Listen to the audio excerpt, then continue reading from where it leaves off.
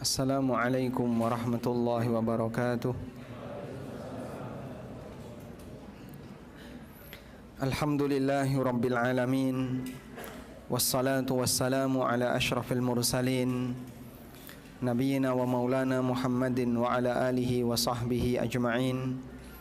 Wa ashhadu an la ilaha illallah wahdahu la syarikalah. Wa ashhadu anna Muhammadan abduhu wa rasuluh sallallahu alaihi wa ala alihi wa sahbihi wa man tabi'al huda ila yaumiddin. Alhamdulillah, puji syukur kita haturkan kehadirat Allah Subhanahu wa taala malam ini di Masjid Al-Burhan, Manyar, Gresik, Jawa Timur. Allah Subhanahu wa taala mempertemukan kita dalam rangka untuk belajar bareng. Semoga Allah jadikan forum ini sebagai forum yang barokah. Sebelumnya saya mau tanya, Pak, rakaat pertama imam baca surat apa? Surat At-Tin, betul ya? Baik. Di surat At-Tin Allah Subhanahu wa taala berfirman, "Alaihissallahu fama yukadzibuka ba'du biddin. Alaihissallahu biahkamil hakimin." Kenapa mereka mendustakanmu wahai Muhammad dengan adanya hari kiamat? Bukankah Allah Subhanahu wa taala adalah zat yang maha adil, yang paling bijaksana? Ayat ini menggambarkan kepada kita bahwa adanya keyakinan kalau kiamat itu tidak ada, itu sama dengan menuduh Allah tidak adil, sama dengan menuduh Allah tidak adil. Dan itu keyakinan orang musyrikin jahiliyah. Mereka beranggapan bahwasanya manusia setelah mati lalu dikubur, selesai, tidak ada hari kebangkitan.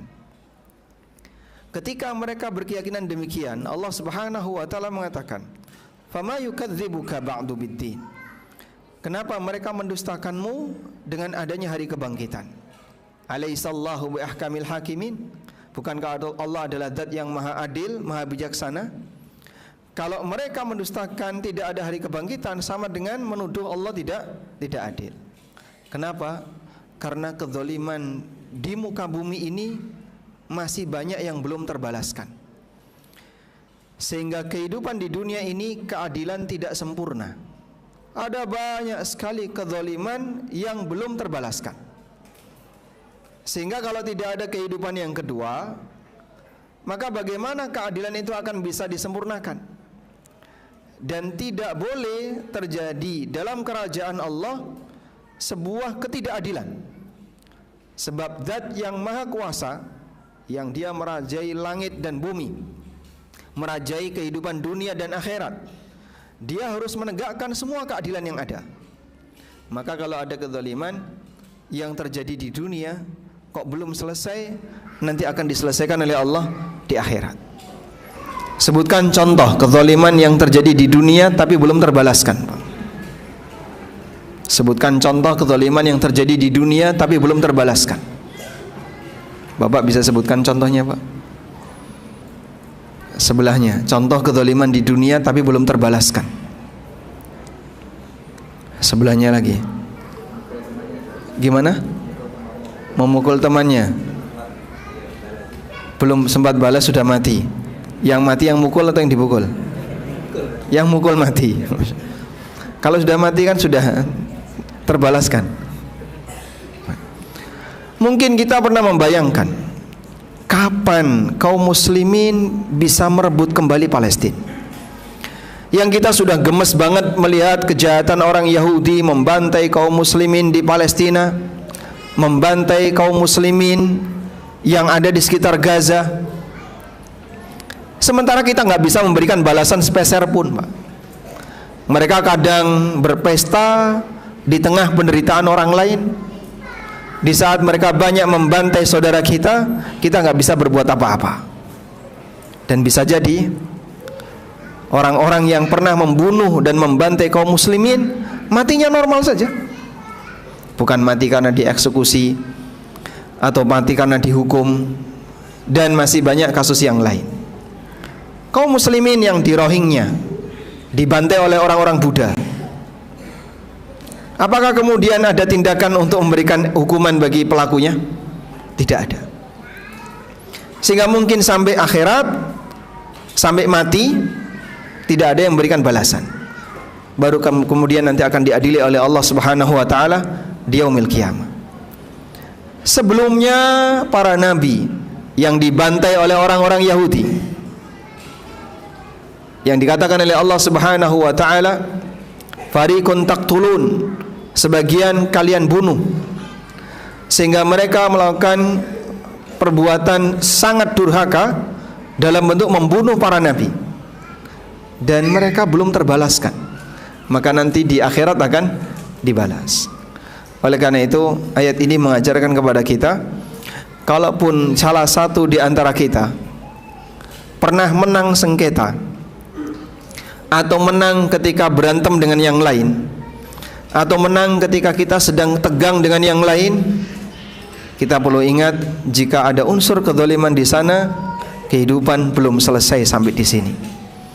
Mungkin Anda tidak ada yang menangkap, tidak ada yang menghukum, tidak ada yang memperkarakan, namun perlu disadari, kehidupan tidak sekali akan ada kehidupan yang kedua, isinya hisab dan tidak ada amal. Maka waspadalah dengan aneka gesekan kepada orang lain, kezaliman kepada orang lain. Jangan pernah merasa aman ketika Anda tidak dihukum, sebab hukum Allah Subhanahu wa taala pasti akan ditegakkan. Karena itu ada satu pesan yang pernah disampaikan oleh Imam Syafi'i rahimahullah. Beliau pernah mengatakan, bi'sazzad ilal ma'ad al-udwan alal ibad. Sejelek-jelek bekal menuju akhirat adalah permusuhan dengan anggota masyarakat. Makin banyak gesekan, makin jadi beban. Sehingga kalau ada orang yang beraktivitas muamalah, tapi gara-gara aktivitas muamalah yang dia lakukan, baik praktek jual beli, kerjasama mudharabah, investasi atau yang lainnya, namun setelah itu justru menimbulkan permusuhan, menimbulkan ketegangan antara satu dengan yang lain, ini akan menjadi sumber kerugian besok di hari kiamat. Baik, Bapak Ibu yang kami hormati, kerjasama bisnis itu hukum asalnya apa, Pak? Hukum asalnya apa? Hukum asalnya mubah. Baik. Kalau berbenturan, gesekan dengan sesama muslim, sengketa, hukum asalnya apa? Sengketa hukum asalnya haram. Percuma orang melakukan sesuatu yang mubah, tapi itu menjadi sebab dia melakukan yang haram. Mending dari awal gak usah saja, karena persaudaraan lebih mahal dibandingkan harta yang dikejar orang. Makanya kalau sampai ada di antara kita yang dia punya hobi sengketa, suka bergesekan dengan orang lain, pada saat dia bermuamalah di sini punya lawan, bermuamalah di sini punya musuh, di sini tegang sama orang. Nah, ini perlu belajar kedewasaan. Dan kita perlu menyadari aneka aturan dalam fikih muamalah, tujuan yang paling asasi untuk menyelamatkan manusia agar mereka tidak melakukan sengketa dan gesekan dengan orang lain. Sehingga kenapa ada aturan dilarang praktek riba, dilarang goror, dilarang ini, dilarang ini? Tujuannya adalah agar tidak ada sengketa dalam praktek muamalah yang dilakukan oleh sesama manusia. Baik. Selanjutnya, salah satu di antara sumber dan tempat sengketa adalah pasar. Karena itulah di tempat ini setan sangat senang. Sampai dikatakan oleh Salman Al-Farisi radhiyallahu anhu, la takun awwala man dakhala suq wala akhira man kharaja min. Janganlah kau menjadi orang yang pertama kali masuk pasar dan yang terakhir keluar pasar. Siapa yang pertama kali masuk pasar? Juru kuncinya, Masya Allah. Ya, tukang resik-resik pasar. Resik-resik mulai, Pak. Baik. Wala takun akhira man yakhruju min. Dan janganlah kamu menjadi orang yang terakhir keluar dari pasar. Maksudnya apa? Jangan terlalu betah di pasar. Bapak kalau belanja sama istri, yang paling betah keliling pasar yang mana, Pak? Hah? Suami atau istri, Pak? Istri. Kalau suami pengennya apa, Pak? Ngejak pulang ya. Istrinya engkau sik toh, Pak, engkau sik, Pak. Sudah? Begitu bawa barang belanjaan pulang, sing siji seneng, sing siji senep. Masya. Sing senep sing pundi, Pak? Sing lanang mau sing wedok? Suami. Kenapa senep, Pak? Hah? Barangnya banyak, kenapa senep? Uangnya hilang. Masya Allah. Bojone sampean nggih ngoten niku, Pak? Mboten. Ini bukan pengalaman 1-2 orang ya. Ini pengalaman kita bersama. Baik. Tapi lain daripada itu jamaah.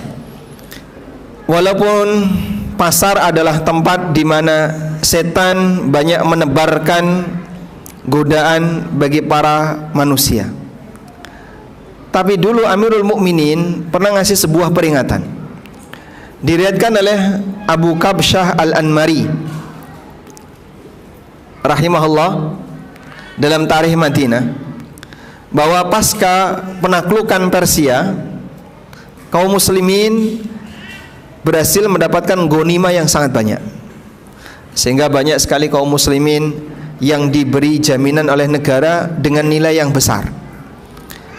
Akhirnya banyak sekali sahabat-sahabat senior, para muhajirin, para ansor yang senior, yang mereka setahap demi setahap meninggalkan praktek bisnis karena sudah merasa cukup dengan jaminan dana yang diberikan oleh siapa?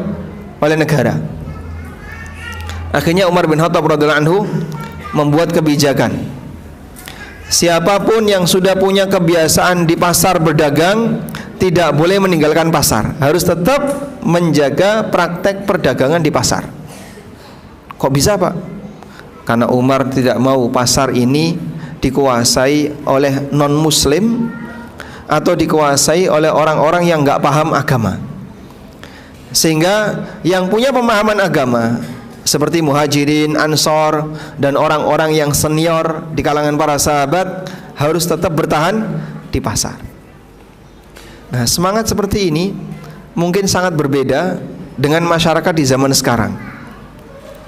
Coba Bapak lihat ya, sebagian besar mahasiswa kalau diberi pilihan, satu, jadi karyawan Pertamina, yang kedua jadi pengusaha, milih mana, Pak? Milih mana? Coba mahasiswa ada nggak di sini? Mahasiswa angkat tangan. Mahasiswa, Mas. Baik. Jurusan apa? Teknik kimia. Satu, jadi karyawan petrokimia. Atau yang kedua, jadi pengusaha jualan cilok. Yang mana? Karyawan petrokimia. Kenapa, Mas? Anda lebih senang mana? Jadi ekor gajah atau kepala teri?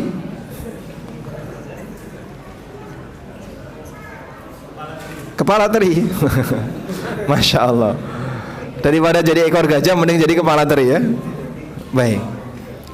Mungkin dominan banyak sekali mahasiswa yang dia berpikir nanti setelah lulus saya akan jadi karyawan, sehingga perjuangan dia bagaimana setelah lulus bisa keterima kerja, terutama yang diincar adalah perusahaan-perusahaan kelas gajah ya. Mungkin dia berharap keterima di Pertamina atau di petrokimia, atau setidaknya cukup jadi aparat negara, ASN misalnya, karena dia membayangkan kesejahteraan dari sisi gaji bulanan. Sebab banyak di antara mereka yang karakternya itu karakter apa, Pak? Pelayan. Karakternya karakter apa? Karakter pelayan. Bukan tipe para sahabat. Sahabat itu karakternya karakter pengusaha. Bagaimana dia bisa mengembangkan bisnis? Bagaimana dia bisa membangun sebuah usaha? Itulah karakter para sahabat. Maka sahabat muhajirin dan ansar, ketika mereka sudah mendapatkan kesejahteraan dari negara, itu sampai oleh Umar disuruh balik lagi ke pasar. Jangan tinggalkan pasar. Nah, sekarang Anda bisa lihat, Rata-rata penguasa pasar itu siapa, Pak? Rata-rata penguasa pasar siapa, Pak? Ya? Non-muslim. Penguasa pasar kain non-muslim. Penguasa pasar sembako non-muslim. Penguasa pasar apa lagi? Penguasa pasar otomotif non-muslim. Sampai penguasa pasar sarung lo non-muslim.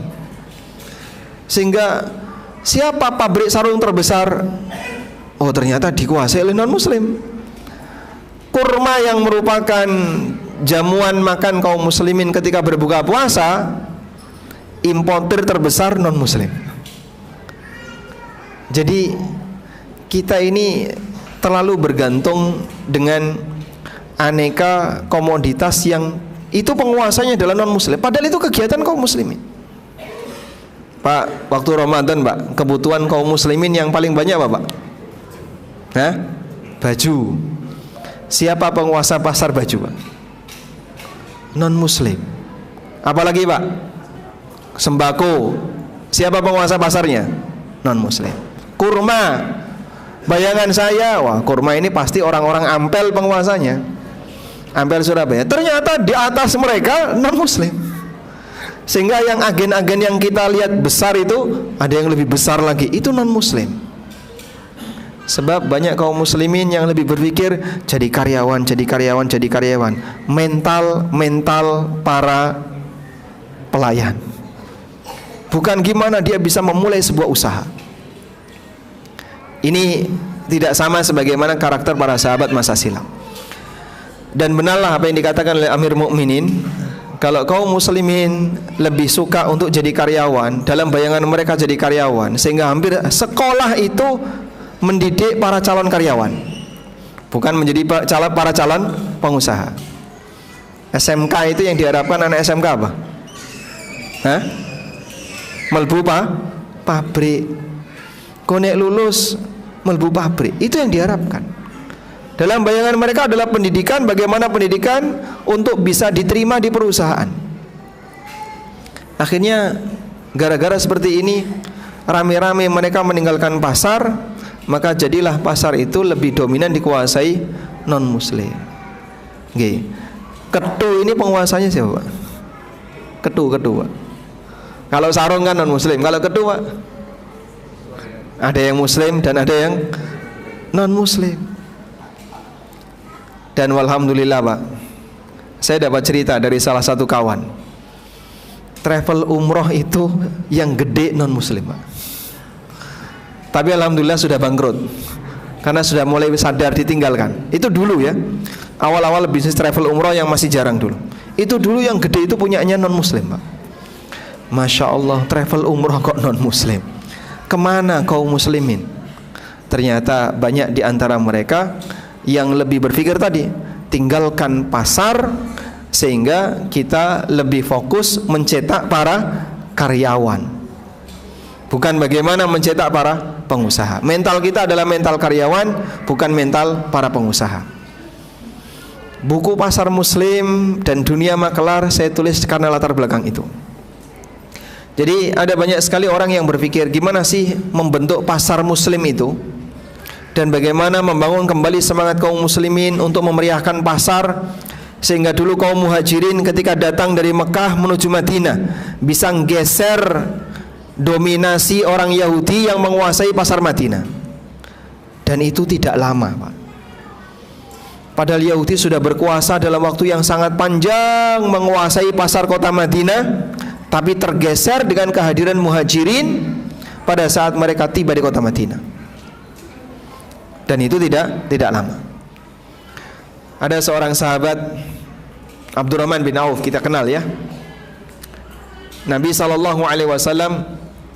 selalu mempersaudarakan antara sahabat muhajirin dengan siapa? Sahabat Ansar. Abdurrahman bin Auf dipersaudarakan dengan siapa? Abdurrahman bin Auf dipersaudarakan dengan siapa? Ya, angkat tangan. Ada hadiahnya nggak, Ustaz? Hah? Nggak ada. Baik.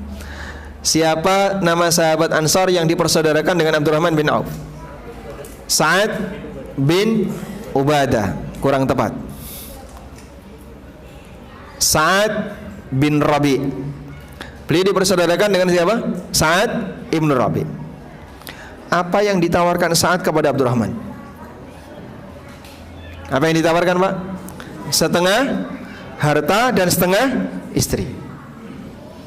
Tapi Masya Allah, kemandirian, mental kemandirian para sahabat mendapatkan penawaran yang demikian menggiurkan bagi kita ya, ditolak semuanya. Barakallahu fi malika wa ahlik. Semoga Allah memberkahi harta dan keluargamu. Gak usah dikasih itu. Dullani aina suq, tunjukkan saja kepadaku di mana pasar. Abdurrahman belum punya pengalaman berkaitan dengan peta pasar Madinah. Karena mungkin ada sebagian di antara pasar Madinah yang dikuasai oleh Yahudi, yang didominasi Yahudi, sehingga Abdurrahman perlu arahan dari Sa'ad bin Rabi, di mana pasar yang baik. Setelah diarahkan ke salah satu pasar, di titik itulah Abdurrahman mulai karir bisnis. Jadi Bapak, dalam situasi damai, ketegangan kaum muslimin dengan non muslim tidak pakai senjata, tapi melalui perang dua hal. Satu, perang ekonomi. Dua, perang pemikiran. Bukan perang senjata ya, tapi perang apa? Ekonomi dan perang pemikiran. Di antara kekhawatiran orang Yahudi ketika kaum muslimin Mekah banyak berdatangan ke Madinah adalah dari sisi ini.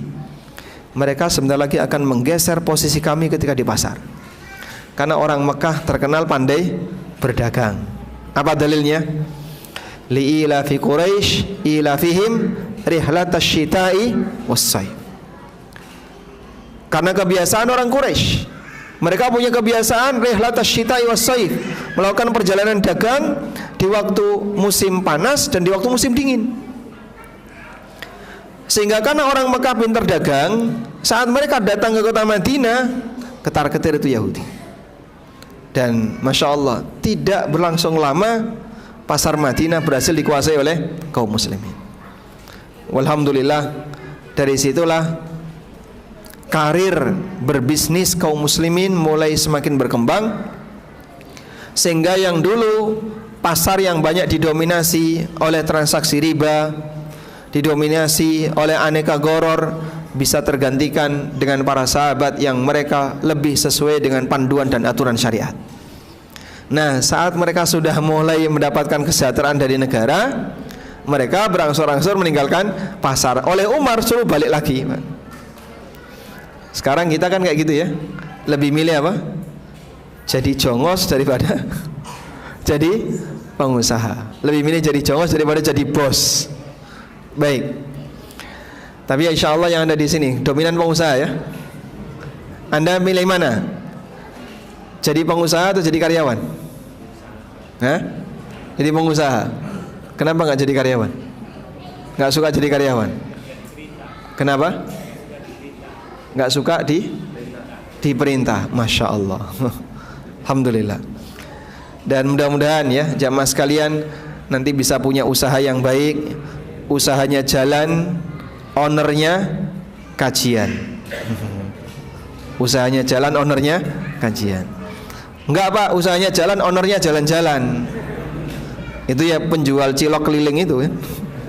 Usahanya jalan, ownernya jalan-jalan. Penjual bakso keliling, penjual gorengan keliling. Baik. Sekarang coba kita lihat di sini. Ada beberapa poin yang kami sajikan berkaitan dengan buku Pasar Muslim dan Dunia Maklar. Pertama, pasar di zaman Rasul, pasar para ulama, kemudian pasar di zaman Nabi SAW, lalu pasar dan kajian sisi akidah, kemudian aneka ibadah di pasar, doa masuk pasar, lalu kegiatan ibadah yang dilakukan di pasar, apakah dilarang membaca Al-Quran di pasar, kemudian adab masuk pasar, ada 10 adab ketika di pasar, mengenal khiyar di majlis, mengenal khiyar majlis di pasar, lalu berkaitan dengan pasar pagi lebih berkah, kemudian aneka keributan di sekitar pasar, hukum jualan di trotoar, aturan buka lapak di trotoar, mengenai kuli panggul dan pedagang asongan. Lalu saya juga bahas tentang masalah parkir kendaraan, kemudian pembahasan tentang pasar loak, lalu pembahasan tentang black market, kemudian tentang harga di pasar, kemudian pelanggaran di pasar, dan interaksi antara pemerintah dengan pasar. Sampai di sini kajian seputar masalah pasar. Silakan Anda pilih 3 tema saja untuk kita angkat lebih detail. Silakan. Yang mana, Pak? Anda usul yang mana? Pelanggaran, aneka pelanggaran di pasar. Baik, insya Allah nanti kita bahas itu. Aneka pelanggaran di pasar. Ada lagi? Hah?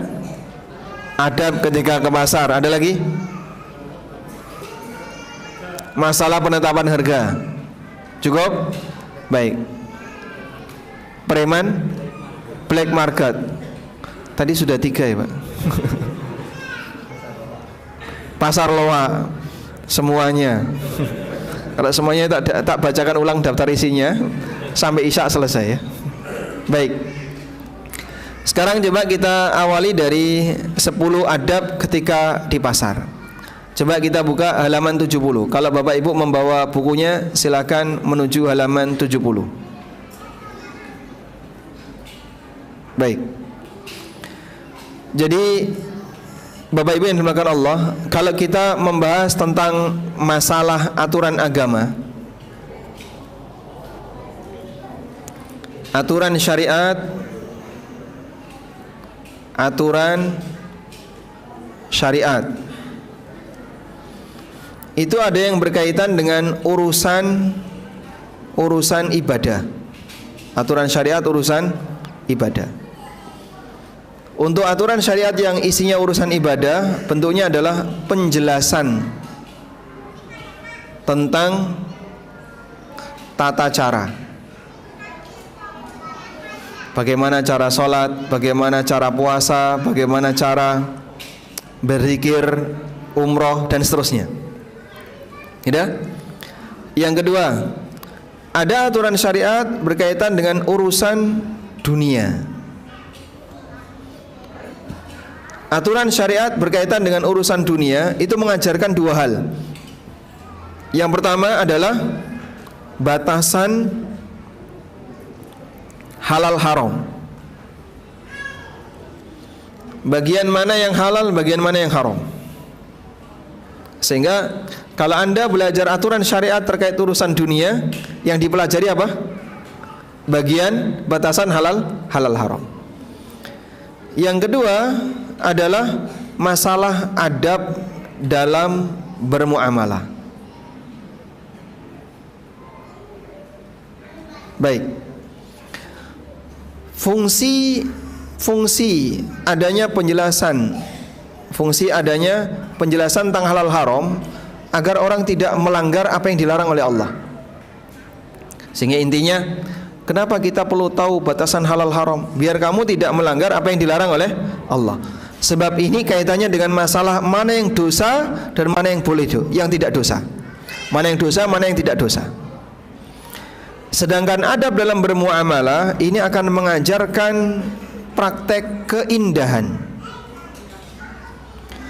Maka seorang muslim ketika dia belajar adab, aktivitas hidupnya akan terlihat semakin indah. Makan antara muslim dengan non muslim sama-sama makan, Pak. Memasukkan sesuatu ke dalam mulut, ke dalam organ pencernaan. Tapi ada nilai yang berbeda. Di mana, Pak, nilai bedanya? Antara yang menggunakan adab dan yang tidak menggunakan adab kelihatan beda. Tidur antara manusia dengan binatang sama-sama tidur. Bedanya di mana, Pak? Mereka yang paham adab tidurnya lebih indah dibandingkan yang tidak paham adab. Jual beli antara muslim dengan non muslim ya podo-podo dodolan, Pak, jual beli, Pak. Tapi mereka yang menghiasi dengan adab lebih indah daripada yang tidak punya adab. Maka saat Anda belajar adab, kemudian Anda praktekkan dalam kehidupan nyata, di saat itulah akan semakin indah terlihat ketika Anda bermuamalah. Oleh karena itulah kita diajarkan agar bagaimana kita menjadi hamba yang mengedepankan adab. Dan adab ini adalah piranti yang paling kuat untuk bisa memberikan pengaruh baik bagi orang lain. Maksud saya begini, Pak. Non-muslim itu tidak membaca Al-Quran, mereka tidak membaca kitabullah. Lalu apa yang dibaca oleh non-muslim? Non-muslim membaca adab dan akhlak kita. Maka kalau kita menampakkan adab yang tidak bagus di depan mereka, berarti akan memberikan citra yang buruk tentang Islam di depan non-muslim. Makanya Khawarij itu kenapa dimusuhi oleh Nabi SAW, sampai beliau mengatakan al-khawariju kilabun nar. Khawarij itu anjing-anjingnya neraka. Karena Khawarij itu memberikan citra yang buruk sekali di depan masyarakat. Citra tentang Islam, memberikan citra yang buruk tentang agama ini di depan masyarakat. Oleh karena itu Nabi SAW sangat membenci orang Khawarij. Baik. Sebaliknya, kalau seorang muslim dia selalu berhias dengan adab, aktivitas yang dia lakukan adalah aktivitas yang dipenuhi dengan aturan adab, maka hidupnya akan terlihat lebih indah. Nah, hal yang sama yang juga perlu Anda tampakkan ketika Anda berada di masyarakat. Terutama mohon maaf ya teman-teman yang sudah ngaji, yang sudah kenal tentang prinsip tauhid dan sunnah, kenal tentang bagaimana cara mengikuti praktek Nabi SAW. Anda tinggal di sebuah lingkungan yang mungkin masyarakatnya belum mengenal seperti itu. Mereka tidak membaca kitab tauhid, mereka tidak membaca al-usul thalathah, mereka tidak membaca kitab-kitab manhaj yang Anda pelajari. Tapi yang mereka baca adalah bagaimana praktek Anda. Sehingga tolong jaga baik-baik nama baik dakwah dengan tampakkan keindahan di tengah umat manusia. Ada satu cerita yang ini pernah disampaikan oleh salah satu guru saya. Jadi seorang muslim presentasi di Eropa tentang seperti apa indahnya Islam. Dia gambarkan Islam itu adalah agama yang mengajarkan A, B, C, D, E dan seterusnya, sampai membuat non-muslim Eropa itu tertarik. Betapa indahnya ajaran agama kamu.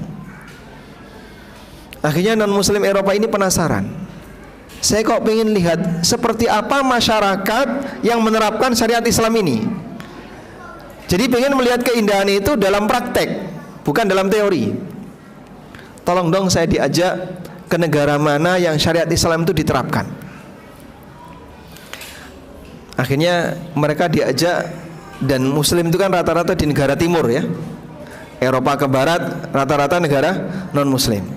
Mereka diajak ke negara timur. Ke negara mana Pak? Apa Indonesia atau yang mana Pak kira-kira? Mereka diajak ke negara Pakistan. Dibawa ke Pakistan untuk melihat secara langsung bagaimana syariat dan praktek ajaran Islam itu diterapkan. Tapi Masya Allah, apa yang terjadi? Begitu sampai di Pakistan, non-muslim ini kecewa. Kok koyo ngene Pak? Itu belum sampai Gresik loh Pak, baru sampai Pakistan Pak. Kira-kira gimana kalau sampai Gresik Pak? Sandal hilang, tas bisa hilang, rebutan di kendaraan. Jadi dia merasa kecewa. Ternyata apa yang selama ini kau sampaikan gak ada dalam kehidupan nyata di negerimu. Akhirnya ulama ini menyampaikan sebuah pernyataan, al-islamu mahjubun bil muslimin. Keindahan Islam ditutupi oleh keburukan kaum muslimin. Berarti kalau kita memberikan citra yang buruk terkait agama ini, Anda termasuk di antara orang yang menutupi keindahan agama di depan orang lain. Apa enggak memalukan orang seperti ini Pak? Ibarat Bapak sebagai siswa di sebuah alma mater, tapi menampakkan hal yang buruk di hadapan orang lain, itu akan memperburuk citra lembaga tempat kita belajar. Kita akan dianggap sebagai orang yang nggak baik, murid yang kurang baik, dan seterusnya. Maka kalau kita menampakkan citra yang buruk tentang agama ini di depan masyarakat, berarti kita termasuk di antara orang yang apa, Pak? Menutupi keindahan Islam. Jangan sampai itu terjadi, Pak. Al-Islamu mahjubun bil muslimin. Baik. Nah, saat kita belajar adab dalam bermuamalah, pelajaran adab ketika kehidupan sehari-hari akan membuat aktivitas kita jadi terlihat lebih indah. Ada nggak kajian adab di Gresik, Pak? Nggak ada, weh? Ada, alhamdulillah. Saya boleh kasih PR, Pak. Mungkin Anda nanti bisa beli buku ini. Mudah-mudahan ada ya. Buku ini buku yang sangat bagus. Judulnya ini, Fikih Adab, karya Fuad bin Abdul Aziz Asy-Syalhub. Bisa ditampilkan. Nah, ini bukunya. Judulnya Fikih Adab. Alhamdulillah, mungkin sekitar tahun 2009 atau 2010 kami sudah menghatamkan buku ini dalam kajian umum di Jogja. Bukunya tidak terlalu tebal ya, ya mungkin 400-an halaman. Itu tipis, Pak. Dan sangat komplit, detail sekali penjelasan yang beliau sampaikan. Dari adab-adab, mulai dari adab tentang bangun tidur sampai tidur kembali yang dibutuhkan oleh kaum muslimin. Baik, sekarang kita akan lihat 10 adab ketika di pasar.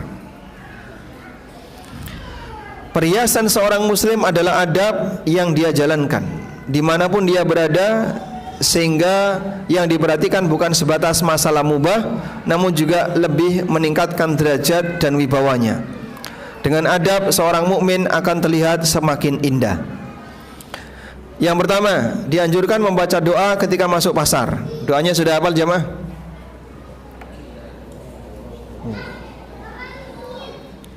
Coba, Pak, apa doa masuk pasar? Nawaitu melbu pasar. Tanja, baik. Baik, sebutkan doa masuk pasar. Angkat tangan dulu. Nah, silakan.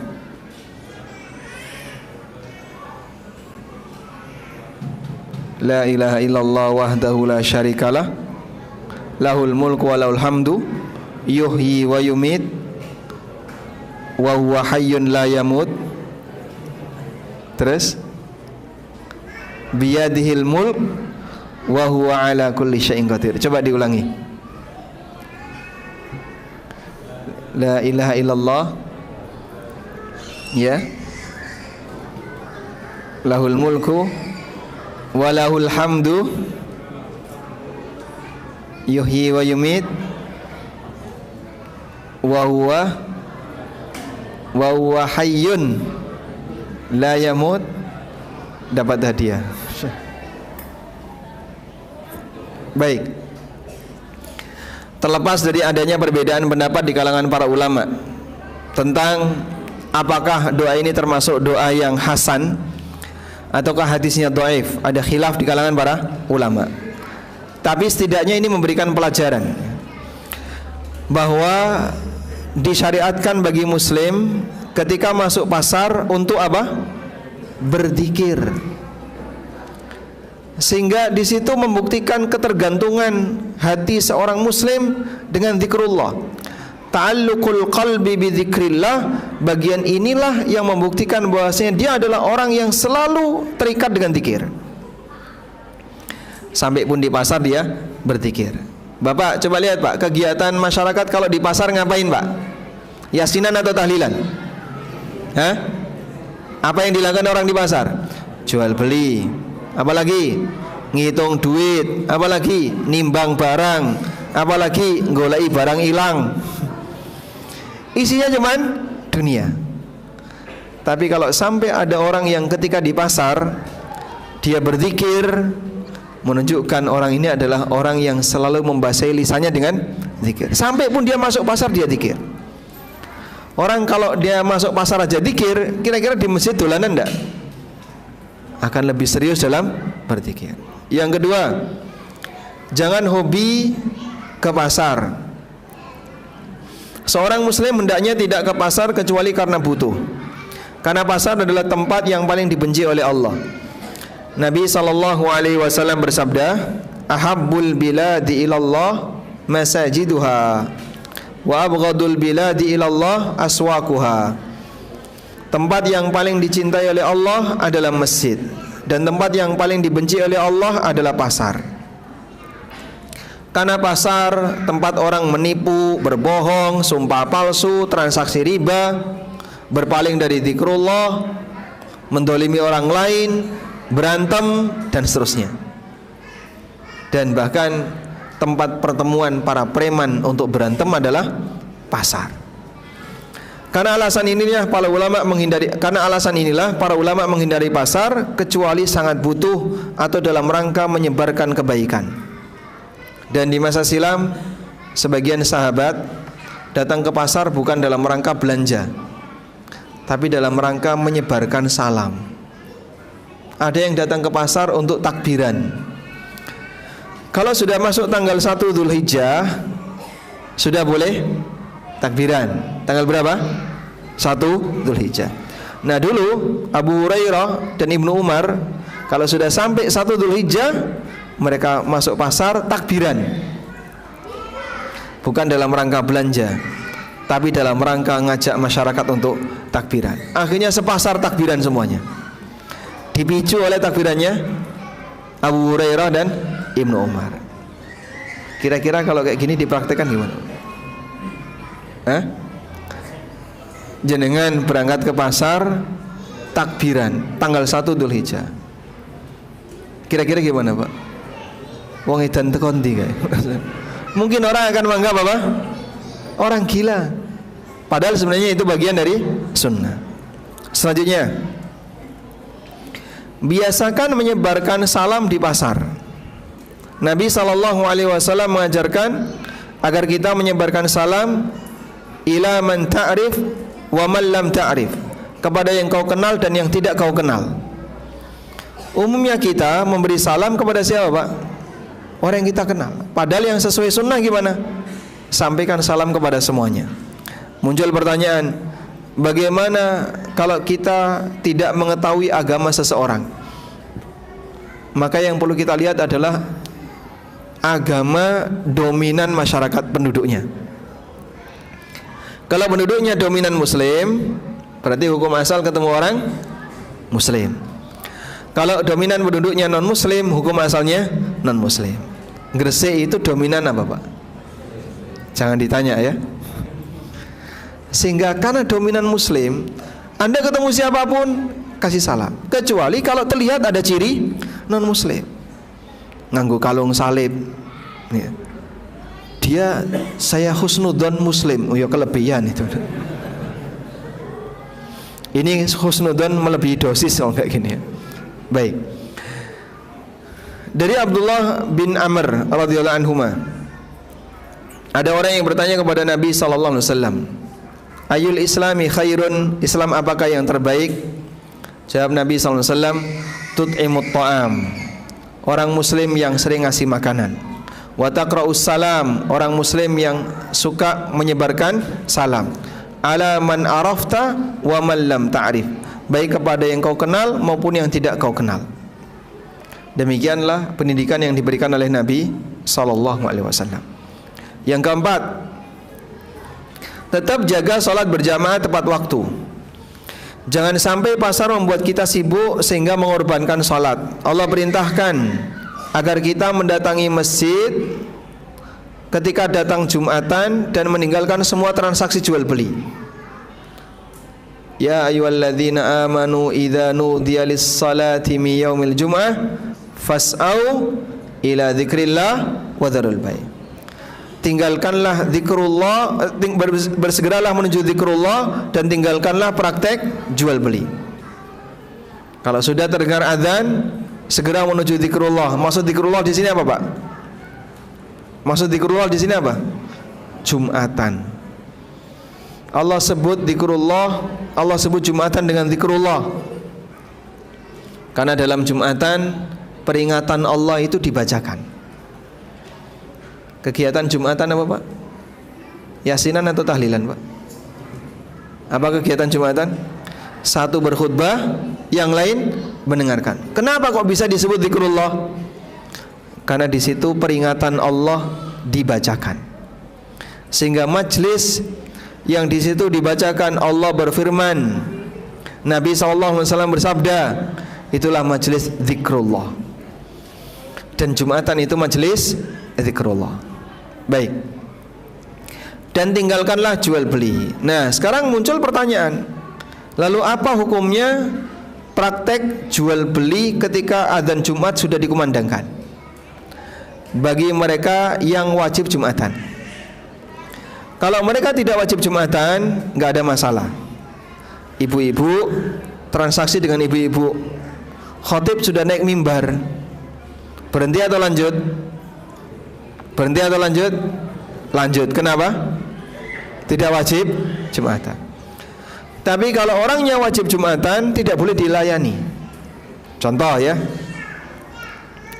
saat Jumat ada seorang lelaki atau beberapa lelaki masuk swalayan, sudah ngambil barang, dimasukkan ke keranjang. Setelah keliling, pas keluar adzan Jumat.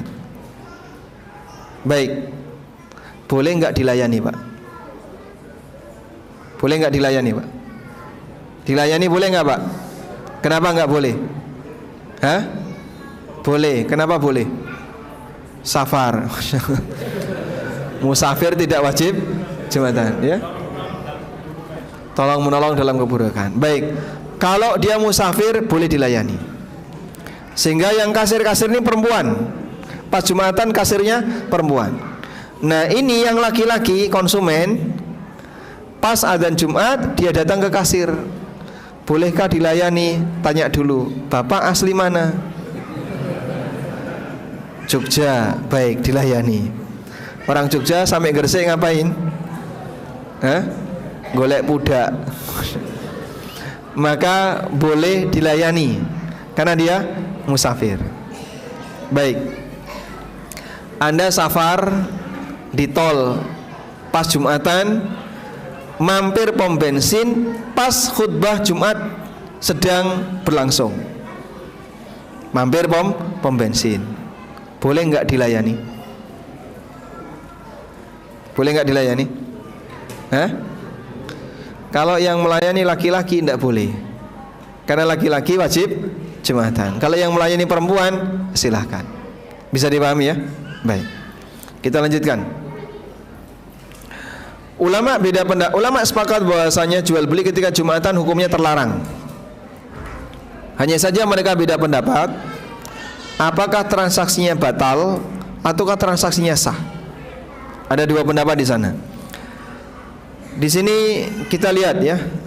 Pendapat yang pertama mengatakan jual belinya tetap sah dan tidak batal. Ini adalah pendapat Hanafiyah dan pendapat Syafi'iyah.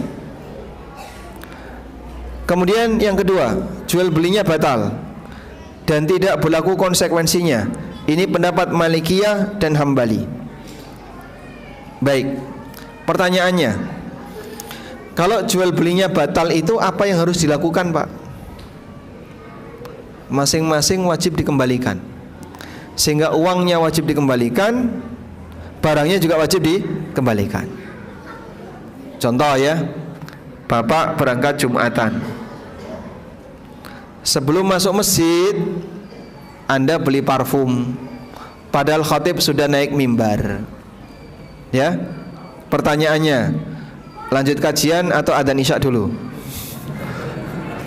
Adzan isya dulu ya, sudah masuk waktu isya. Baik, kita akan dengarkan adzan isya dulu, setelah itu kita lanjutkan. Wassallallahu ala nabiyyina Muhammadin wa ala alihi wa sahbihi wasallam.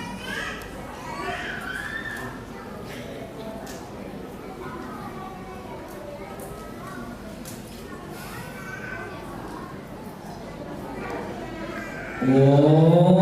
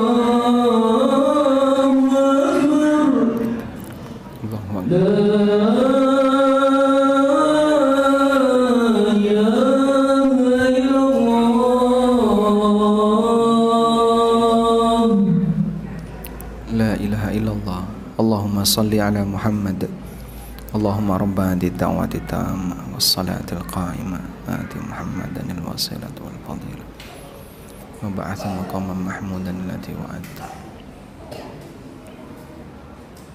Alhamdulillah wassalatu wassalamu ala Rasulillah wa ala alihi wa sahbihi wa mawalah wa ashhadu an la ilaha illallah wahdahu la syarikalah wa asyhadu anna Muhammadan abduhu wa rasuluh. Kembali kepada pertanyaan tadi ya. Orang mau berangkat Jumatan, sudah telat, khatib sudah naik mimbar. Sebelum sampai masjid, mampir toko beli parfum. Sunnah sebelum Jumatan pakai parfum. Sudah? Apa hukum parfum ini? Halal atau haram dia pakai? Kalau kita mengambil pendapat bahwa jual beli ketika Jumatan sudah dimulai adalah haram dan batal, maka parfum ini terlarang untuk dipakai. Nah, sudah terlanjur gimana Pak? Nanti selesai Jumatan kamu balik lagi ke toko tadi, kembalikan parfum tersebut dan kembalikan uangnya. Nah, barang yang sudah dibeli tidak dapat dikembalikan atau ditukar, kecuali jika ada perjanjian. Gimana itu Pak? Kasih pengertian kepada penjual. Transaksi kita tadi batal. Kok bisa Mas batal Mas? Saya wajib Jumatan dan tadi khutbah sudah dimulai. Udah gini aja, pokoknya kembalikan saja duit sama barangnya. terus transaksinya diulang. Kalau diulang silakan. Wallahu a'lam. Nah, ini ada satu ayat yang menjelaskan tentang keutamaan orang yang selalu siaga ibadah walaupun dia sedang di pasar. Allah berfirman memuji para sahabat, rijalun la tulhihim tijaratun wala bai'un an dzikrillahi wa iqamis salah. Para lelaki di mana praktek perdagangan dan jual beli itu tidak melalaikan mereka dari zikrullah dan melaksanakan salat. Tidak melalaikan mereka dari zikrullah dan melaksanakan salat. Ibnu Mas'ud radhiyallahu anhu pernah menjelaskan, dikutip oleh Al-Hafidz Ibnu Katsir dalam tafsirnya. Kita lihat di sini ya. Qala Hushaim dari Sayyar, Huddithu an Ibnu Mas'ud. Aku pernah mendapatkan berita dari Ibnu Mas'ud. Annahu ra'a qauman min ahli suq. Beliau pernah melihat beberapa orang yang berdagang di pasar. Haitsu nudiya bis salah. Begitu azan dikumandangkan, taraku bay'atihim wa nahadu ila salah. Orang-orang yang di pasar tadi langsung meninggalkan dagangannya dan mereka berangkat menuju masjid untuk salat. Faqala, lalu Ibnu Mas'ud mengatakan, haula'il ladzina dzakarallahu fi kitabih. Seperti inilah contoh orang-orang yang dipuji oleh Allah dalam Al-Qur'an. Rijalun la tulhihim tijaratun wala bai'un an dzikrillah. Manusia yang dimana praktek perdagangan dan jual beli tidak melalaikan mereka dari zikrullah. Sampai diceritakan bahwa Abu Darda radhiyallahu anhu itu bukan pedagang, Pak. Tapi satu ketika beliau sengaja dagang. Coba bayangin, Pak ya. Kebayang nggak, Pak, kalau misalnya Ustadz gelar dagangan di pasar, Pak. Ustadz misalnya. Sekelas Ustadz gelar dagangan, Masya Allah. Itu kira-kira gimana? Viral ya. Boleh saya sebut nama misalnya. Anda lihat misalnya Ustadz Syafiq gelar dagangan, Pak, misalnya. Mungkin Anda akan merasa aneh. Abu Darda seperti itu. Abu Darda itu bukan pedagang, tapi satu ketika beliau gelar dagangan di pasar. Begitu datang azan, tinggalkan barang dagangan, beliau sholat. Lalu beliau menyampaikan alasan, kenapa kok tumben tiba-tiba dagang? Kata beliau, saya tidak mencari keuntungan, saya tidak berharap dapat keuntungan, tapi saya ingin dipuji oleh Allah dalam ayat tadi. Rijalun la tulhihim tijaratun wala bai'un an dzikrillah. Jadi orang yang dimana praktek perdagangan tidak melalaikan mereka dari zikrullah. Jadi dagang dulu, begitu adzan tinggal, biar dipuji oleh Allah Subhanahu wa taala dalam ayat ini. Masya Allah. Ini beda dengan yang di tempat kita, Pak. Adzan berkumandang malah digelar. Budaya di tempat kita kan tidak seperti di sana ya. Kalau di Saudi menjelang adzan, toko-toko tutup. Ada yang dibiarkan. Rano sing jogo, Pak, ora bakalan ono maling, Pak.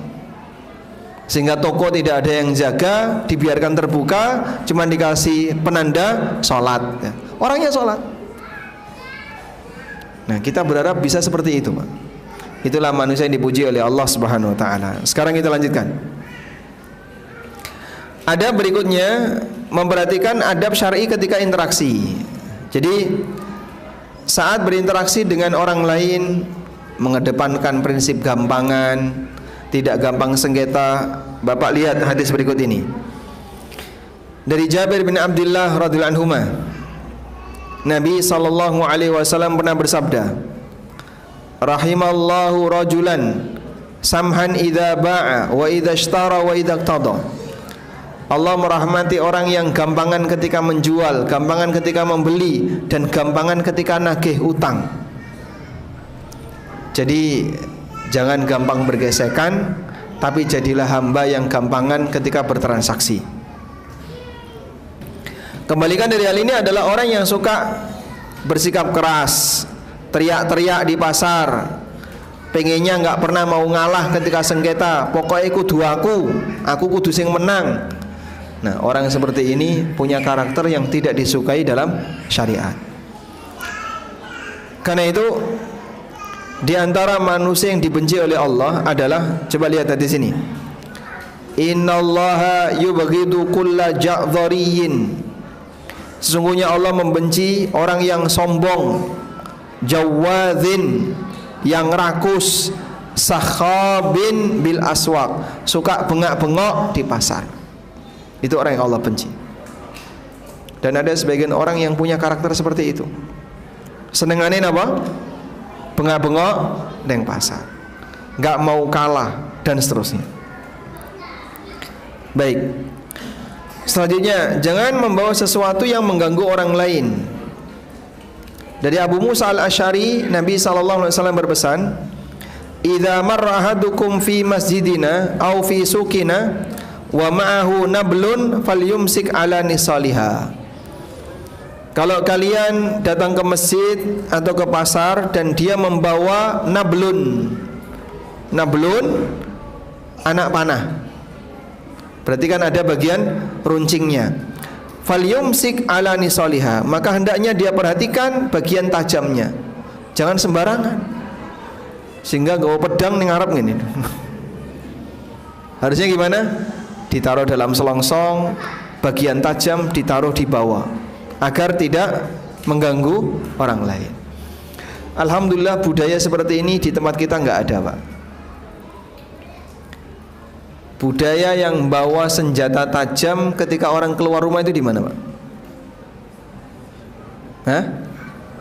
Di Madura. Nggak celurit. Itu dulu. Kita dulu seperti itu. Sehingga orang kalau keluar rumah bawa celurit, ada yang keluar rumah bawa batik, bawa apa? Badik ya, bawa badik. Itu dulu. Dan budaya seperti ini di Yaman masih berlaku. Mereka keluar rumah bawa pisau. Di tempat kita kalau orang keluar rumah enggak perlu bawa senjata, yang penting bawa ATM. Masya Allah. Baik. Sehingga insya Allah kita hidup di lingkungan yang sangat aman. Anda kemana-mana tidak perlu ada senjata dan seterusnya. Itu nikmat yang luar biasa. Nah, apa yang bisa Anda bayangkan kalau ada orang yang secara sengaja dia ganggu orang pakai suara. Sepeda motor, plat, kok plate? Apa ini? Knalpotnya brong. Masya Allah. Yang suka pakai knalpot brong, itu senengannya ngegas atau pelan-pelan, Pak? Sehingga semangatnya itu semangat ngebut, ngegas. Kalaupun antri di lampu merah digas-gas terus, sehingga dikosongi persenelengnya gas. Ini Masya Allah. Orang ini akalnya ditaruh mana, Pak? Orang ini dia menjadi manusia pengganggu sepanjang jalan. Makin banyak orang yang mendengar suaranya makin bangga. Ya, sebenarnya kita sangat berharap ya pemerintah segera membuat aturan baku yang cukup tegas tentang itu, sehingga pelaku-pelaku seperti ini bisa ditilang. Karena ini sangat mengganggu. Di Gresik insya Allah nggak ada ya? Nggak ada, Pak? Hah? Banyak. Berarti sama dengan yang di Jogja itu. Hampir di semua kota selalu ada pemuda yang dia punya karakter virus dan pengganggu bagi masyarakat. Baik. Selanjutnya tundukkan pandangan. Ya. Pasar adalah contoh tempat ikhtilat yang paling mudah kita dapatkan. Bahkan di sini saya bacakan ya. Sebagian orang menjadikan pasar sebagai arena mencari senggolan. Karena itu, jika memang harus masuk pasar, gunakanlah prinsip bertakwalah kepada Allah semampunya. Tundukkan pandangan, jaga jarak aman, hindari sentuhan. Dan ditulisi ya, awas blind spot. Jangan dekat-dekat, Anda tidak ada di hatinya. Baik. Selanjutnya bagi wanita jaga aurat, jelas ya.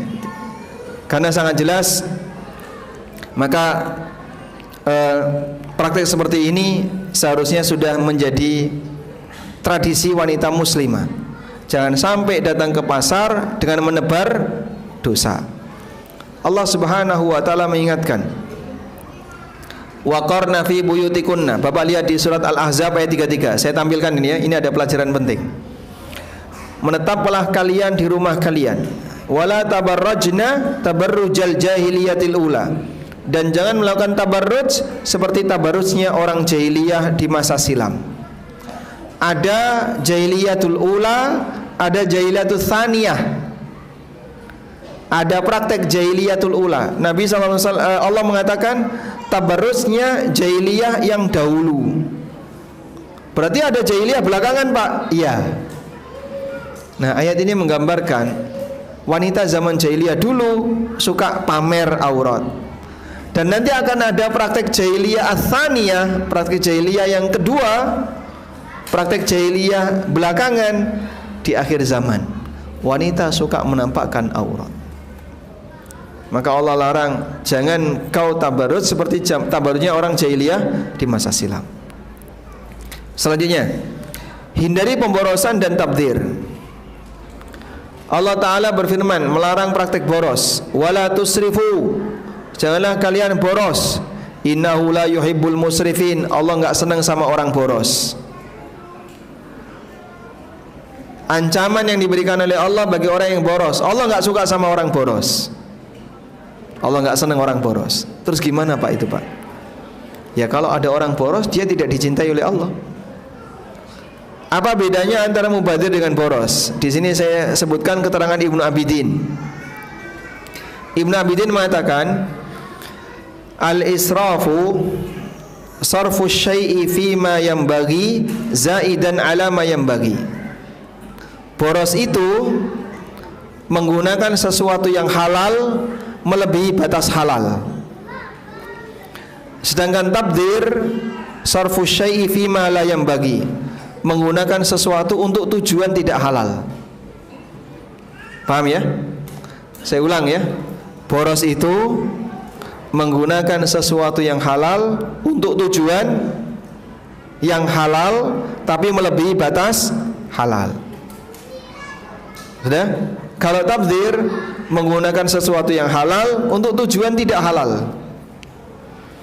Jadi orang berbuat maksiat butuh modal, mengeluarkan harta untuk maksiat, itu namanya mubadzir. Dan Allah katakan dalam Al-Quran, innal mubadzirina kanu ikhwana syayatin. Wong mubadzir koncone setan. Kalau boros, ini benda halal, dimanfaatkan untuk yang halal, tapi melebihi batas. Pas walimah nikah itu, masya Allah, bakso, sate, empal gentong. Terus apa mulai Pak? Hah? Berhari-hari. Habis itu martabak, terbang ke es krim, mong dicipi saedik sak sendok tinggal, sak sendok tinggal. Kayak gitu Pak ya. Walimah nikah seperti itu Pak. Sehingga dia berpindah dari satu tempat makanan ke tempat makanan yang lain, cuma diicipi, tinggal, diicipi, tinggal. Masya Allah. Ini boros. Dan Allah tidak menyukai orang yang boros. Saya selalu ngasih peringatan keras sekali sama jamaah umroh kami ya. Hati-hati ya. Kalau bapak makan di restoran, tanggung jawab habiskan. Kalau tidak, Anda sekarang berada di tanah suci, hotelnya ada di kota Mekah, Anda berada di tanah suci, sampai ngambil banyak kok gak dihabiskan, boros. Allah tidak suka sama kamu di tanah suci. Maksiat di tanah suci dosanya lebih gede timbangannya maksiat di Jakarta. Maka harus pasang kewaspadaan seperti itu. Karena kadang orang itu masya Allah, nek wis ning hotel itu loh Pak, nggih, ndok jiko 5, masya Allah, jatahnya siji ngambil 5 Pak, dibawa ke kamar nggak dihabiskan, nggak dimakan. Kadang sayur bawa banyak sekali, ikan ngambil 3 dan seterusnya, cuman nganggur, nggak dimakan. Itu kadang saya ingatkan sama sebagian jamaah yang bukan jamaah umroh kami ya, ibu-ibu tolong ini dihabiskan Bu, dosa sampean ini ditinggal. Sampean ngelakoni dosa di tanah suci, luwe apik ora usah umroh. Karena umrohnya itu sunnah, maksiatnya dosa, Pak. Ini lebih baik mungkin dia nggak berangkat umroh itu orang kayak gitu, Pak. Karena berangkat ke sana nambah dosa. Makanya dulu ada sebagian sahabat yang sampai takut tinggal di kota Mekah karena khawatir dosa. Ibnu Abbas itu ditunjuk sebagai gubernur Mekah, tapi beliau tinggal di Taif. Dan kuburan beliau ada di mana? Kuburan beliau ada di Taif. Karena beliau khawatir tinggal di Mekah maksiatnya besar. Baik. Dan ada satu keterangan dari Umar bin Khattab berkaitan dengan orang yang boros. Saya coba bacakan ayat berikut ini. Di surat Al-Furqan, Allah Subhanahu wa taala menyebutkan tentang keberadaan orang yang dia ketika berinfak. Di surat Al-Furqan ayat 67. Walladzina idza anfaqu lam yusrifu wa lam yaqturu. Orang-orang yang ketika berinfak mereka tidak israf, tidak boros dan tidak terlalu pelit. Wa kana baina dzalika qawama. Dan yang tepat adalah pertengahannya. Inilah ciri ibadur rahman. Ini ciri siapa? Ibadur rahman. Sekarang coba kita lihat tafsir yang pernah dikutip oleh Al-Baghawi. Dalam tafsir Al-Baghawi ada keterangan dari Umar bin Khattab radhiyallahu anhu. Keterangan ini bagus sekali, Pak. Mungkin kita termasuk di antaranya. Umar bin Khattab pernah mengatakan, "Kafa sarafan alla yashtahiya ar-rajulu syai'an illa ishtarahu fa'akala." Cukuplah orang itu disebut pemboros jika setiap kali pengen makanan apapun langsung dibeli terus dimakan. Ya, itu kan kita, Pak. Sehingga mohon maaf, Surabaya neng Malang mau golek kulineran, wong Malang neng Surabaya golek kuliner, sing ngidul ngalor, sing ngalor ngidul, macet hanya untuk kuliner. Ada nggak Pak orang kayak gitu, Pak? Ya. Sehingga orang Surabaya ke Gresik ngapain golek sembilang. Orang Gresik neng Surabaya golek apa? Hah? Nek Surabaya apa, Pak? Apa? Lontong balap. Masya Allah. Pengen apa dikejar, pengen apa dikejar, pengen ini dikejar, pengen ini dikejar. Budak kuliner. Budak kuliner itu disebut oleh Umar pemboros yang tidak dicintai oleh Allah. Baik. Yang terakhir ke-10 ya, berikan hak jalan bagi orang lain. Sehingga kalau Anda bertransaksi jualan di pasar, jangan sampai melebihi batas. Ruko dari sini sampai di sini, tapi barangnya ditokno kabeh. Sehingga dia ketika jualan barangnya ditaruh di jalan. Dan banyak orang seperti itu. Akhirnya jalan pasar jadi sempit. Karena para pedagang naruh barangnya di jalan. Bagian belakang ruko dikosongi, kabeh ditokne. Lah kayak gini contoh praktek yang kurang baik ya. Wallahu a'lam. Walhamdulillahirabbil alamin. Pas sekarang jam 7:09. Sampai jam berapa kita, Bapak? Jam 7:04. Baik, berarti 5 menit lagi ya. Saya bacakan pertanyaan. Ulama berselisih pendapat mengenai hukum kerja dari bekam. Ada yang membolehkan dan ada yang menghukumi makruh. Mohon penjelasan alasan mengapa bekam dihukumi makruh. Yang menyebut ini sebagai hal yang kurang baik itu Nabi sallallahu alaihi wasallam. Nabi sallallahu alaihi wasallam pernah bersabda, "Wa ujratul hajjam khabith." Ujratul hajjam khabithun. Coba kita bacakan di sini. Rasulullah sallallahu alaihi wasallam pernah bersabda, upah tukang bekam itu khabith. Khabith yang dimaksud adalah harta yang buruk. Lalu bagaimana penerapan yang diberikan oleh para ulama? Saya bacakan keterangan An-Nawawi. Qala An-Nawawi dalam syarah Muslim mengatakan, Wa qad ikhtalafal ulama fi kasbil hajjam. Ulama beda pendapat mengenai pendapatan tukang bekam. Faqala al-aktsarun, mayoritas ulama salaf maupun khalaf, ulama yang dulu maupun belakangan, la yahrumu kasbul hajjam, tidak haram pendapatan tukang bekam. Wala yahrumu akluhu, dan tidak haram untuk dijadikan makanan, tidak haram untuk dimakan. La alal hurri walal abdi, baik budak maupun orang merdeka. Wa huwal masyhuru min madhhabi Ahmad, dan ini pendapat Imam Ahmad dalam riwayat yang masyhur. Wa qala fi riwayatin anhu, dan beliau juga mengatakan dalam riwayat yang lain, qala biha ulamaul muhadditsin, dan ini yang disampaikan oleh para ulama ahli hadis, yahrumu alal abdi, yahrumu alal hurri dunal abdi. Sumber pendapatan bekam itu haram bagi orang merdeka, tapi halal bagi budak. Ini keterangan dari Imam Ahmad dalam riwayat yang lain. Selanjutnya, As-Sun'ani dalam Subulus Salam menyebutkan, wa qad ikhtalafal ulama fi ujratil hajjam. Para ulama beda pendapat mengenai upah tukang bekam. Fadzhabal jumhur, mayoritas ulama mengatakan annahu halal, statusnya halal. Wahtajju bihadzal hadis, dan mereka berdalil dengan hadis ini, yaitu Nabi SAW pernah memberi upah kepada tukang bekam. Wa qalu, dan mereka mengatakan huwa kasbun fihi dana'atun, itu adalah sumber pendapatan yang tidak baik, fihi dana'a, yang terhina. Walaysa bimuharram, tapi tidak haram, karena tidak semua yang hina itu sama dengan haram. Wa hamalun nahya ala tanzih, dan mereka memahami larangan di sini larangan makruh, tidak sampai larangan haram. Demikian perbedaan pendapat yang ada. Sudah? Lalu pendapat yang sahih mana, Pak?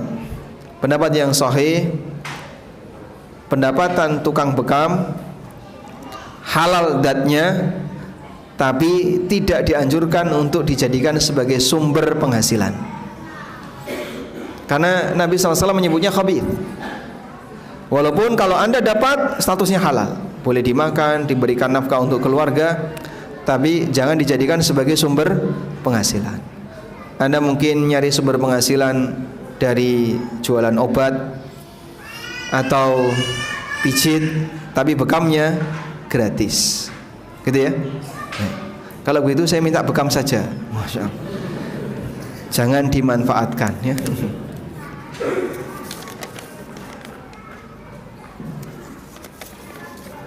Mungkin ada pertanyaan yang masuk ke kapten. Jadi dua pertanyaan saya bacakan dulu. Monggo. Yang pertama, gimana hukumnya berjualan itu ada fasilitas umum dan jualannya ini menggunakan gerobak. Gerobak. Kaki lima. Beriman? Ya, kaki lima. Ya, gerobaknya kakinya 3, orangnya 2, ya. Yang kedua ini jualan di depan ruko punya orang. Ya. Tanpa bayar. Tanpa bayar. Ya, tanpa bayar. Makasih. Baik. Untuk yang kedua dulu ya. Jualan di depan ruko punya orang tanpa bayar. Kalau pemilik ruko ridho, selesai masalah. Kalau pemilik rukonya ridho, boleh. Tapi kalau pemilik rukonya tidak ridho, yaitu pelanggaran hak orang lain. Sehingga dia harus minta izin kepada pemilik ruko itu. Kalau diizinkan lanjut, kalau tidak diizinkan Anda tawar, boleh enggak saya tetap bertahan tapi bayar. Nanti saya bayar sekian. Kalau dia ridho, silahkan. Karena itu adalah haknya pemilik ruko. Selanjutnya berkaitan dengan hukum jualan di trotoar. Coba lihat ini ya. Trotoar itu milik siapa, Pak? Hah? Jalan itu milik siapa? Milik umum, ya. Jalan itu milik umum. Baik. Berkaitan dengan milik umum, ada 3 kegiatan yang dilakukan oleh manusia. Masya Allah, ramenya di sini ya. Kajian di Al-Burhan selalu rame ya. 1, memanfaatkan. 2, menguasai. 3, memiliki. Sudah? Bisa diulang, Pak? Memanfaatkan, menguasai, memiliki. Oke, pertanyaannya sekarang, memanfaatkan milik umum boleh atau tidak? Memanfaatkan fasilitas umum boleh atau tidak?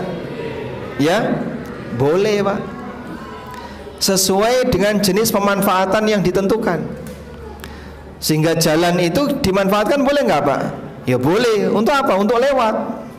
Saya memanfaatkan, Bapak Ibu memanfaatkan. Sama-sama lewat. Sudah? Yang kedua, menguasai. Menguasai, dia ngasih batas, ya. Lalu melarang orang lain untuk ikut memanfaatkan. Karena sudah dalam kekuasaan dia. Kamu nggak boleh di sini, ini sudah jadi wilayah saya. Padahal itu milik umum. Ini praktek pelanggaran. Orang tidak boleh menguasai milik umum. Yang ketiga, memiliki. Ini lebih parah lagi. Dipatok terus dijual. Ini paling parah. Di Surabaya, Gresik itu banyak sekali sertifikat hijau. Iya. Itu milik pemerintah.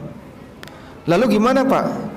Dipersilahkan untuk dimanfaatkan, tapi sewaktu-waktu kalau pemerintah mau ngambil, yang memanfaatkan wajib pindah. Itulah aturan. Sebab ini bukan milik pribadi, tapi milik pemerintah. Nah, terkadang timbul sengketa. Sudah terlanjur jadi bangunan bagus, tempat tinggal, rumah di situ, beranak pinak di situ, turun temurun di situ sampai tua. Nah, seharusnya kan dia berterima kasih sudah diberi izin ninggali dalam waktu yang lama. Tapi ketika disuruh pindah, bertahan. Nah, tolong yang sertifikat lahan hijau, sertifikat hijau ini, dia harus sadar diri bahwasanya ini bukan milik kamu, ini milik pemerintah. Nah, maka jangan dimiliki.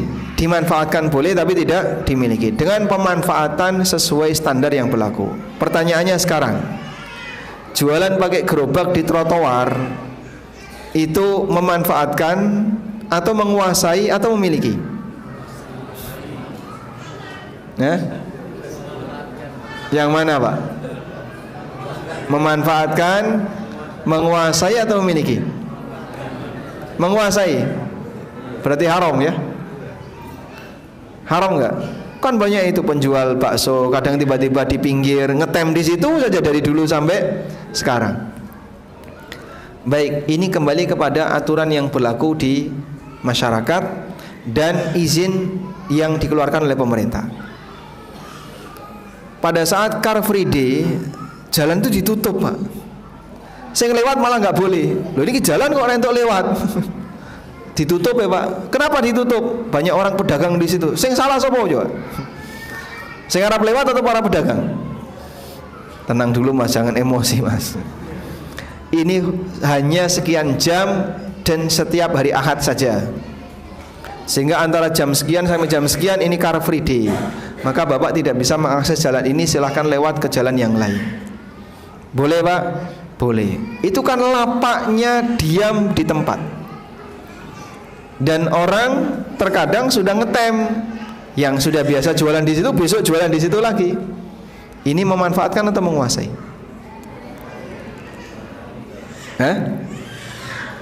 Menguasai atau memanfaatkan? Yang lebih tepat memanfaatkan. Nah, para ulama membolehkan ini selama satu, tidak dilarang menurut masyarakat atau tidak dilarang dalam aturan pemerintah. Dua ini, Pak. Mereka berdalil seperti ini, ya. Keterangan yang disampaikan oleh Ibnu Qudamah, ini saya cantumkan di sini.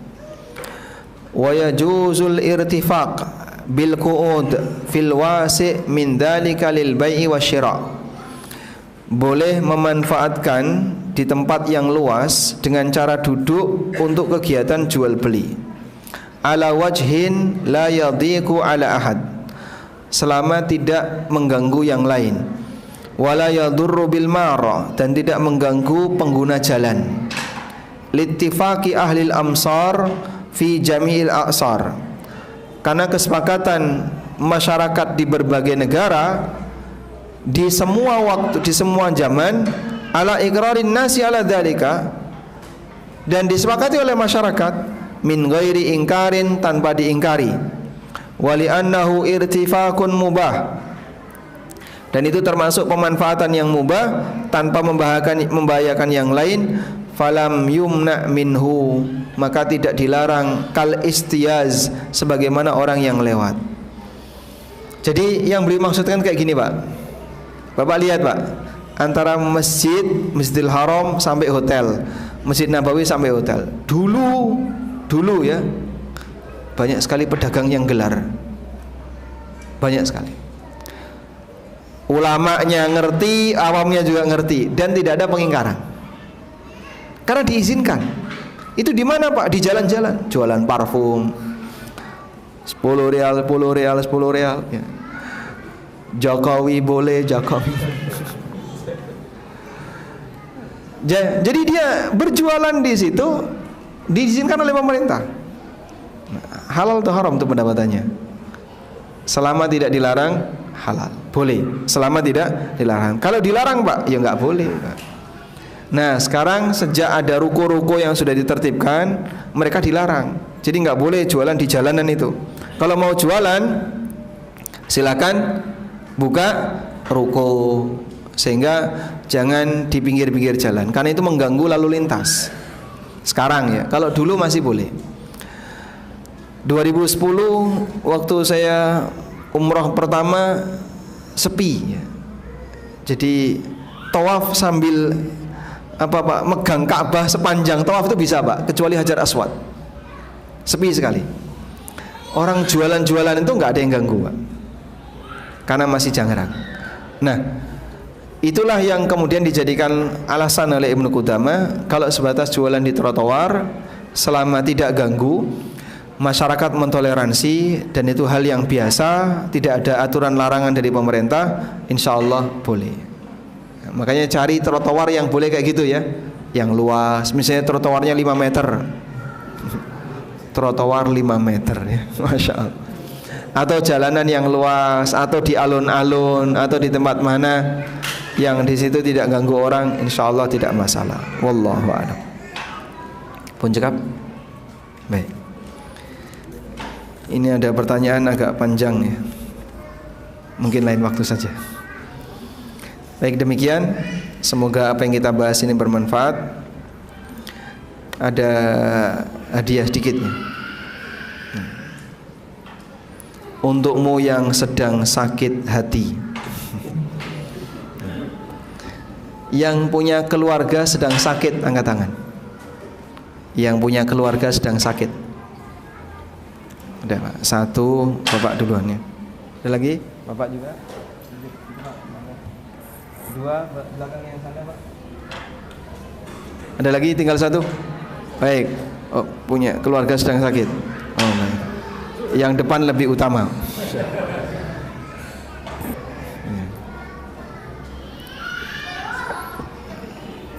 Fikih haid. Ini untuk siapa ini? Hah? Untuk ibu-ibu ya? Ibu-ibu. Cara menentukannya gimana nih?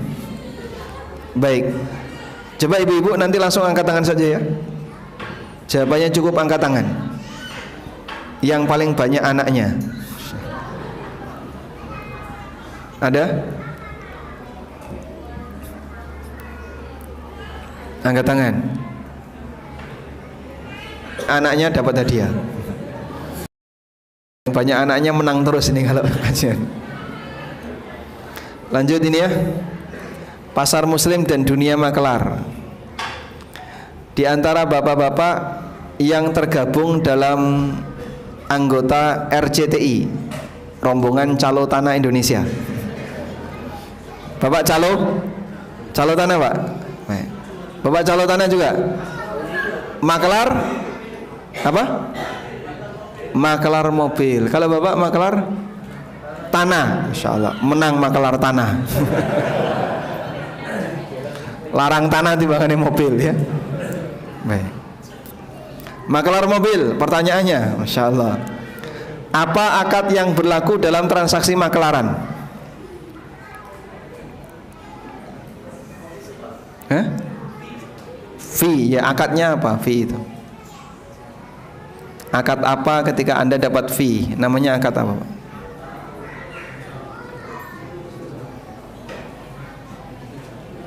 Akad apa, Pak? Hadiahnya sudah ke sana loh, Pak. Nek reson jawab balik nol loh. Akad murabaha. Masya Allah, salah ya. Dapat hadiah. Akad ijarah ya. Yang benar akad ijarah. Baik. Selanjutnya sebutkan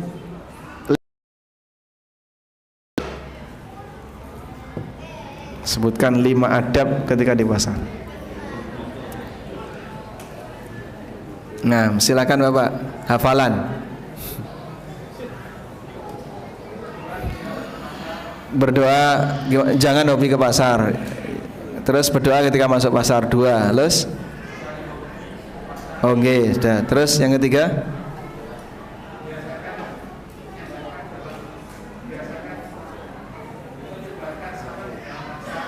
Menyebarkan salam di pasar. Selanjutnya jaga salat jamaah tepat waktu. Menundukkan pandangan. Baik. Cukup ya? Alhamdulillah. Baik, demikian yang bisa kita bahas. Semoga apa yang kita pelajari bermanfaat. Allahumma anfa'na bima 'allamtana wa 'allimna ma yanfa'una warzuqna ilma. Wa sallallahu ala nabiyyina Muhammadin wa ala alihi wa sahbihi wa sallam wa akhiru da'wana alhamdulillahi rabbil alamin. Wassalamu alaikum warahmatullahi wabarakatuh.